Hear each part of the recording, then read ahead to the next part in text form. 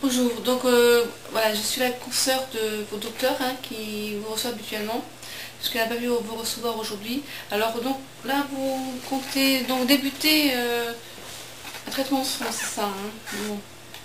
Écoutez, vous avez choisi l'acétate de glatiramer, oui, donc autrement dit la Tropaxone. Donc on vous a expliqué un petit peu comment ça se passait. Donc, ce sont des injections quotidiennes. L'adhésion du patient est très importante. Ouais, c'est vraiment important, c'est une autodiscipline à avoir. Donc, alors, je vais vous chercher le petit kit. Voilà, il est là. Je vous avais préparé. Ouais, vous voyez, c'est vraiment magnifique. Alors, à l'intérieur, vous avez tout ce qu'il faut. Le laboratoire a bien fait les choses. Vous avez la petite mallette où vous pouvez mettre vos injections pour les transporter. Voilà, un gaz de température. Vous avez ensuite le petit récipient pour vous débarrasser de vos seringues qu'il faudra ramener à la pharmacie à la fin du mois. Vous avez votre petite boîte d'auto-injecteur si vous souhaitez. C'est pour les fainéants en fait, ou pour ceux qui ont un petit peu d'appréhension à le faire eux-mêmes, directement avec la seringue. Sinon, ne vous inquiétez pas, 3 premiers mois, je vous ferai venir une infirmière à domicile. Je vais vous faire une ordonnance pour l'infirmière, voilà, une ordonnance pour aller chercher votre traitement à la pharmacie. Vous avez alors très bien fait un petit livret d'informations pour le patient. Voilà, traitement pour l'acétate de glatiramer, 20 mg par millilitre, solution injectable en seringue pré-remplie. Important, changer le site d'injection tous les jours. Et oui, mais bon, ça on reverra. Enfin bref, tout est expliqué, donc c'est génial. Vous avez ensuite votre petit voilà, vous avez un réseau d'infirmières qui peut vous expliquer, en fait vous aide à vous former, parce qu'au début c'est infirmière, mais après, comme c'est quand même un traitement de fond qui est censé pouvoir se faire à vie, il faut apprendre, donc voilà. Alors c'est intéressant quand même, votre calendrier de suivi, voilà, vous avez donc tous les mois, vous allez noter tous les jours, parce que l'important c'est donc quand je voulais changer le point d'injection, vous avez donc chaque jour, vous allez noter quel endroit vous l'avez fait. Alors vous avez le choix, vous avez la chance, justement, la chance, vous avez différents sites d'injection. Vous en avez 4 ici, 4 ici. Vous en avez 2 dans chaque bras, de chaque côté, et vous en avez 2 ici, de chaque côté. Et au niveau des cuisses, vous avez 4. C'est énorme. Donc en fait, bon, je vous montre ce que c'est, après je vous en parlerai un peu plus. Vous avez aussi un petit manuel d'auto-injecteur, on vous explique, vous avez des réponses et des questions, réponses aux questions des patients. Et on vous explique que c'est utilisé pour réduire la fréquence des poussées chez les patients ambulatoires, c'est-à-dire ceux qui marchent encore, atteints de sclérose en plaques évidemment, évoluant par poussée de type rémitante et récurrente rémitante, caractérisée par au moins 2 poussées récurrentes de troubles neurologiques au cours des 2 années précédentes, ce qui est votre cas, n'est-ce pas? Ils disent qu'il n'y a pas été démontré d'effet bénéfique de l'acétate de glatiramer sur la progression du handicap, parce que ça n'a pas été vérifié, que ça n'existait pas, donc vous affolez pas. Moi je vous l'ai chaudement recommandé, parce que pour vous limiter le handicap à moyen et long terme, c'est bien ce que je vous ai expliqué.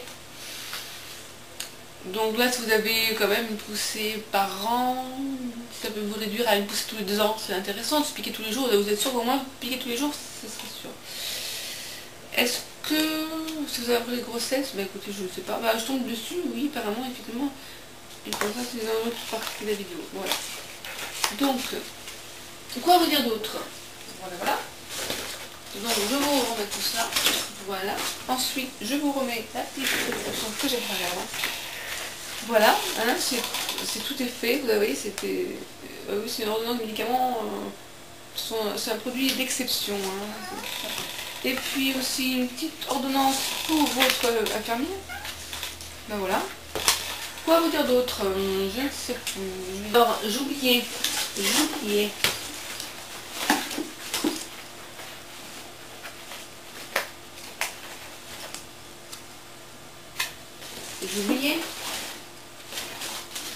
Ce qui est important, c'est de bien suivre. Voilà. Alors, comment on pratique ces injections? Il faut ouvrir l'emballage. Ne vous inquiétez pas, hein, tout sera bien expliqué dans le petit CD-ROM qui est livré avec. Hein. Vous avez tout dans la petite mallette, là, le petit... Ils font des choses bien à laboratoire. Vous avez fait un petit kit pour le parfait patient. Voilà. Donc, on ouvre l'emballage, la seringue stérile, on inspecte la solution, parce qu'il peut y avoir des fois des défauts. Préparer l'injection, on pratique l'injection, on jette le matériel dans le récipient approprié. Voilà. Chaque seringue pré-remplie est à usage unique, évidemment. Donc c'est tout simple, hein. On choisit son site d'injection, voilà, on nettoie. Avec une compresse imbibée d'un antiseptique, on laisse sécher à l'air, on saisit la seringue comme on ferait avec un stylo, vous voyez, c'est tout simple. On retire l'embout de protection de l'aiguille. On s'assure qu'il n'y a pas de bulle d'air dans la seringue, on tapote doucement pour faire monter les bulles. Puis lentement appuyer sur le piston pour expulser l'air par l'aiguille. Bon. On passe doucement la peau entre le pouce et l'index. On pique l'aiguille perpendiculairement, donc voici on pense c'est comme ça, à la peau. En poussant régulièrement le piston de la seringue jusqu'à ce qu'elle soit vide. Retirez aussitôt la seringue à l'aiguille et maintenez une compresse imbibée d'un antiseptique sur le site d'injection. Ne frottez pas et ne massez pas. Parce que j'ai vu que sur internet, il y en a qui disent qu'ils font un petit peu de crème, mais il ne faut pas.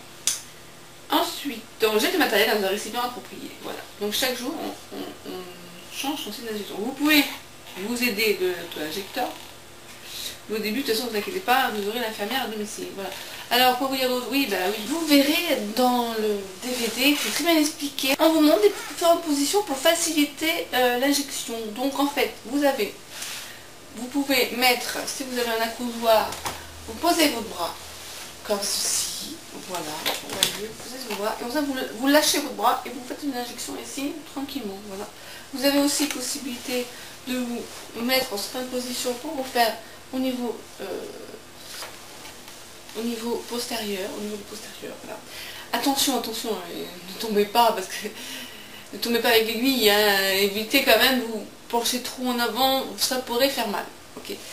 Mais vous verrez, tout est expliqué dans le CD-ROM, donc je me demande à quoi sert en fait, parce que là vous avez, avec ce petit kit, tout y est, voilà, plus le CD-ROM, c'est génial. Voilà, c'est génial. Donc écoutez, voilà. Comme effet, ben, c'est des rougeurs, des endurations. Rarement des cas un peu plus embêtants, réaction allergique cutanée. Mais bon. Et puis bon, ben oui, un patient sur deux quand même. Et surtout au début de traitement. Hein. Des malaises, un malaise, impression de pression thoracique. Mais vous inquiétez pas, hein, c'est un faux malaise. Oui, c'est très, comment on dirait ça, très impressionnant, mais absolument bénin. Voilà. Alors, si vous appelez vous avez un numéro vert, hein, en fait, si vous appelez le numéro vert, ils vous expliqueront que la différence entre un malaise réel et un malaise, un pseudo-malaise, c'est la durée. Donc, si ça dure plus de 30 minutes, vous pouvez appeler la SAMU, sinon, franchement, ne dérangez pas pour rien. Hein. J'espère que le traitement va bien se passer. Hein, et puis ne vous inquiétez pas, au moins de soucis, appelez-nous. Hein. On est là pour ça, neurologue. Voilà. Écoutez, ça fera 41 € s'il vous plaît. Merci.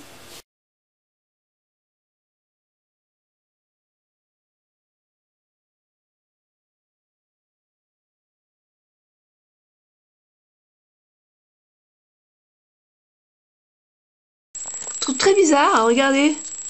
Dans la dent, ben, il manque le poussoir pour injecter la seringue. Comment ça va se passer? N'importe quoi. Oh là là. Donc, petite surprise aujourd'hui. J'étais en retard aujourd'hui. Et bien sûr, pour couronner le tout, il a fallu que je ressorte une autre seringue. Il a laissé 20 minutes. Là, ça fait 10 minutes. Pour faire l'injection de ce matin. Alors, voilà. Ce numéro de lot, c'est le 915 667 du 4. Qui expire le 4 avril 2012. Voilà. Avril 2012, ouais. Ah ouais, moi aussi. Alors, petite surprise, donc on a inspecté la petite boîte, parce que maintenant, c'est ce qu'on va faire à chaque fois, parce que sinon je sens qu'on n'est pas au bout de nos surprises. Première boîte, on a vu un problème pour couper les blusters, et il me disait, attention, il faut bien plier, il faut arriver à les découper. Je lui ai dit, non mais là, on ne pouvait pas les découper, il fallait les couper au ciseau.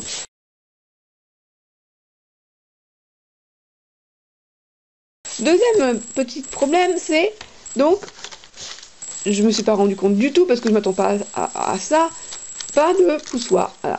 Voilà, donc comment on fait pour injecter sans poussoir? On peut pas. Donc j'en prends une deuxième, et là ma mère me dit, mais regarde celle-là, elle est de travers, tu devais me montrer maman. Parce que je vois pas du tout. Hein. Tu vois pas du tout? Non, donc celle-là elle est penchée comme ça, Oui. l'autre elle est droite. Bon, donc on se posait la question, le laboratoire disait, c'est pas à peine de purger la bulle, maintenant un jour je risque de retrouver avec l'aiguille toute de travers, ça commence à faire peur maintenant, ces seringues. Bon, d'accord, on voit pas grand chose, mais...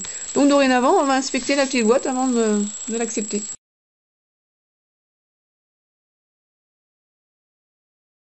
Qu'est-ce que je te dis? Et là, ce que je fais en général, c'est que j'essaye de retirer un petit peu le capuchon, sinon après j'arrive pas avec auto-injecteur. C'est difficile, voilà. Mais là maintenant, moi j'ai peur, si je ne retire pas complètement, de me dire, un jour, la seringue, là, je me rends compte que l'aiguille, elle a été tordue déjà. Voilà. Ton truc. Donc là, soit j'enlève tout, et je le remets après, soit j'enlève pas. Et j'ai confiance que la seringue est bonne, parce qu'il y a plus de chances que c'est moi qui... Non, mais c'est indispensable d'avoir un service qualité un peu plus, après, plus approfondi. Hein. Maman, je retourne, et là, je fais ça. Donc c'est bien évident que là, il manquait quelque chose. Ben ça, pour l'injecteur, il aurait pu faire ce qu'il voulait, et après, c'est pas évident. Voilà. Et là, on fait ça, et on retire le capuchon, comme ça. Donc quand je ne fais pas ça avant, je suis là, ainsi de tirer comme une malade, c'est pas pratique.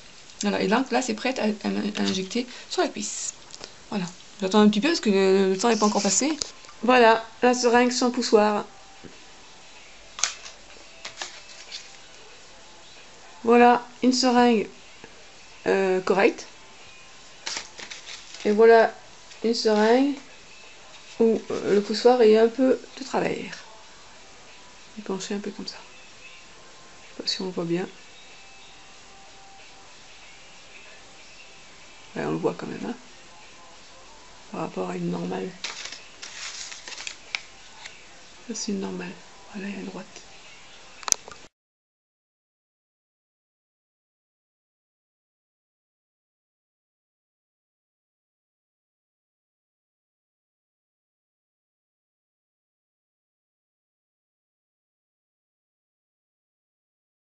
Ah. Oui. Oui, bonjour. Oui, c'est moi, oui, tout à fait. C'est le docteur. Alors, et la Copaxone, alors, comment ça se passe? Ah. Vous me dites que vous ne supportez pas bien le traitement. Écoutez, oui, j'ai su par ma consoeur que vous avez prescrit la Copaxone, oui, tout à fait. Et qu'est-ce qui va par alors en fait? Et ça dure combien de temps? Vous pouvez pas patienter un petit peu? Vous savez, vous êtes en début de traitement, là, ça fait quoi? Une semaine? Oui, je comprends. Vous savez, si je vous les prescris, c'est quand même pour vous limiter les poussées, parce que vous savez, quand même, vos poussées, elles sont quand même assez bien intenses, hein, oui. Ah. Non, mais... si vous préférez essayer interféron, on n'a pas essayé, hein. Vous savez, c'est pas forcément ça va vous donner une dépression, hein. Oui, c'est certes, il y a aussi ce problème de pseudo-grippe. Vous savez, c'est que pseudo, hein, c'est pas une vraie grippe que vous avez, hein, puis c'est que le jour de l'injection, hein. Vous pouvez pas essayer. Enfin, écoutez, moi, oui. Ah, vous avez un projet de grossesse? Attendez, il fallait me le dire avant. Ah non, c'est complètement contre-indiqué, là. Oui, non, c'est contre-indiqué. Avec un traitement de fond. Je vous l'ai pas dit. Écoutez, on m'a pas demandé, hein. Non? D'accord, mais il me semblait, pourtant vous habitiez chez vos parents, non? Je n'ai pas souvenir que vous aviez un mari. Non, parce que quand vous avez fait à votre gamin, de toute façon on ne regarde pas, hein, je veux dire, mais en fait vous avez eu un désir de grossesse, en fait, et d'accord, un jeune homme de 20 ans, d'accord, oui, mais écoutez, c'est votre choix. Oui, vous voulez un enfant et vous avez 40 ans, donc que c'est bientôt, vous avez bientôt passé le terme. Écoutez, effectivement, si vous avez un désir de grossesse, le traitement ne faut pas commencer, parce que c'est quand même un traitement, et le traitement de fond, a priori, c'est pour quelques années, hein. Écoutez, ça ne me regarde pas, hein, mais il me semble quand même que c'est un petit peu irresponsable de votre part de vouloir engager une grossesse en sachant que vous n'avez pas de travail, vous vivez chez vos parents et vous n'avez pas de mari. Et en plus, vous avez la sclérose en plaques. Je vous le rappelle, hein, oui. C'est un petit peu irresponsable quand même. Et vous allez en faire quoi ce bébé? Et après, il faut vous en occuper. Et quand vous aurez poussé, vous ferez comment? Vous allez le laisser à qui? À vos parents? Et ils sont pas tout jeunes non plus. Hein. Moi personnellement, hein, si vous voulez un enfant, je vous conseillerais de laisser tomber. Hein. Non, non, laissez tomber. Hein.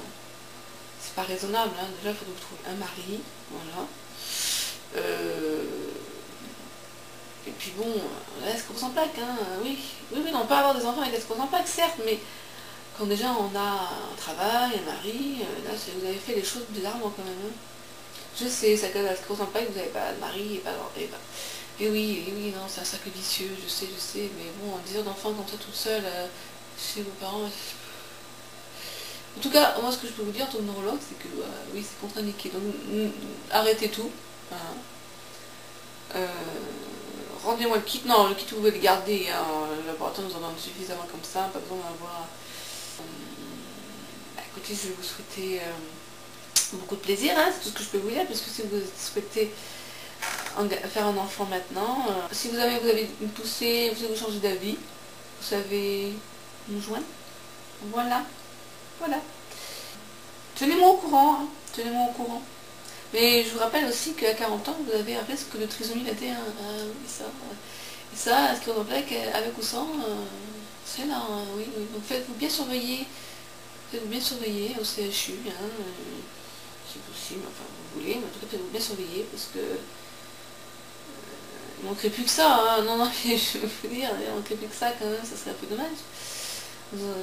Écoutez, voilà, c'est votre choix, je n'ai pas à m'immiscer dans ma vie privée, voilà, je vous dis ce que j'en pensais. Oui, tout à fait, non mais on peut avoir tout à fait une vie normale quand on a ce contact, hein, je confirme, hein, je suis sûre de ça. Il y en a, puis bon, il y en a d'autres qui ont un peu plus de mal, mais oui. Écoutez, excusez-moi, mais j'ai d'autres passions à voir, voilà. Écoutez, bon courage, au revoir.